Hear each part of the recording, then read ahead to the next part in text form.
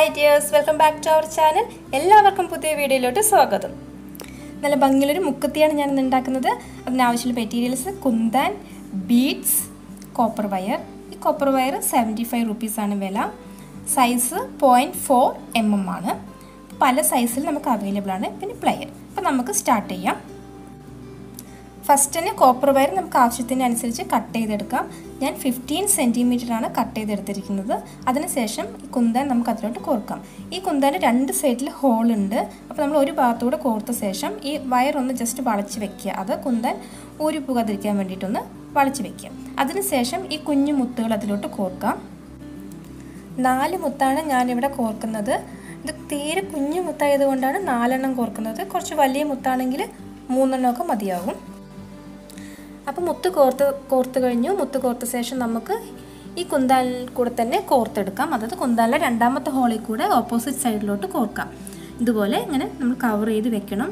കമ്പി ആയതുകൊണ്ട് ജസ്റ്റ് ഒന്ന് പ്രസ് ചെയ്തിട്ട് കുന്താനോട് ചേർന്നിരിക്കുന്ന പോലെ നല്ല വലിച്ച് ടൈറ്റ് ചെയ്ത് വെക്കണം. അപ്പോൾ ഇപ്പോൾ കോർത്ത പോലെ തന്നെ മറ്റേ ഭാഗത്തു കൂടി നമുക്ക് 4 മുത്തുകൾ കോർക്കാം. ഇവിടെ കുന്താനും ബീഡ്സും ഞാൻ ആൻറ്റിക് കളേഴ്സാണ് യൂസ് ചെയ്തിരിക്കുന്നത്. ഗോൾഡൻ കളർ വേണമെങ്കിൽ ഏത് കളർ വേണമെങ്കിലും യൂസ് ചെയ്യാം. ഞാനിവിടെ ആൻറ്റിക് കളറാണ് യൂസ് ചെയ്തിരിക്കുന്നത്. മുക്കുത്തിയാകുമ്പോൾ കുറച്ച് ഈ കളർ നന്നായിരിക്കും വിചാരിച്ചിട്ടാണ് ഞാൻ ഈ കളർ സെലക്ട് ചെയ്തത്.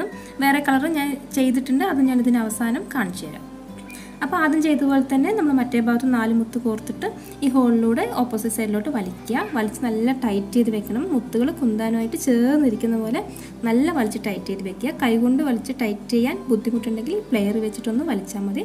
നല്ല ടൈറ്റായിരുന്നോളും. ഇപ്പം നന്നായി വലിച്ച് ടൈറ്റ് ചെയ്ത് കഴിഞ്ഞാൽ നമുക്ക് ഈ 2 വയർ കൂടി ഒരുമിച്ച് പിടിച്ച് ഒന്ന് ചുറ്റാം. ഒരു 2-3 ചുറ്റാം. അപ്പോൾ നമുക്ക് വേണമെങ്കിൽ കൈകൊണ്ട് ചുറ്റാം. പക്ഷേ പ്ലെയർ യൂസ് ചെയ്ത് ചുറ്റുന്നതായിരിക്കും കുറച്ചുകൂടി നല്ല ചേർന്ന് ടൈറ്റായിട്ട് നമുക്ക് ചുറ്റാൻ കിട്ടുന്നത് പ്ലെയർ യൂസ് ചെയ്തിട്ടാണ്.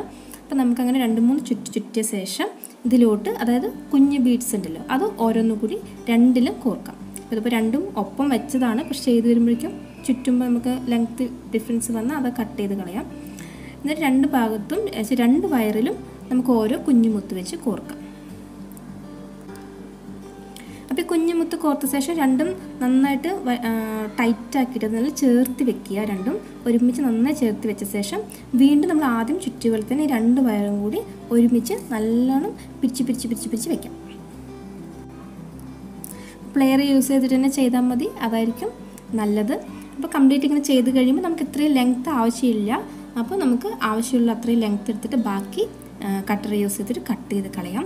എന്നിട്ട് ഈ അറ്റത്ത് നിന്ന് ഈ നമ്മൾ പ്ലെയർ യൂസ് ചെയ്തിട്ട് ജസ്റ്റ് ഒന്ന് ചുറ്റി വെക്കുക. അതായത് കുഞ്ഞു ലൂപ്പ് ഉണ്ടാക്കില്ല, അതുപോലെ കുഞ്ഞു ലൂപ്പ് പോലെ ഉണ്ടാക്കിയിട്ട് അത് ലാസ്റ്റ് കൊണ്ടൊന്ന് നന്നായി ടൈറ്റ് ചെയ്യുക പ്രസ് ചെയ്തിട്ട്. കാരണം നമ്മുടെ മൂക്കിലൊന്നും കുത്താതിരിക്കാൻ വേണ്ടിയിട്ടാണ്.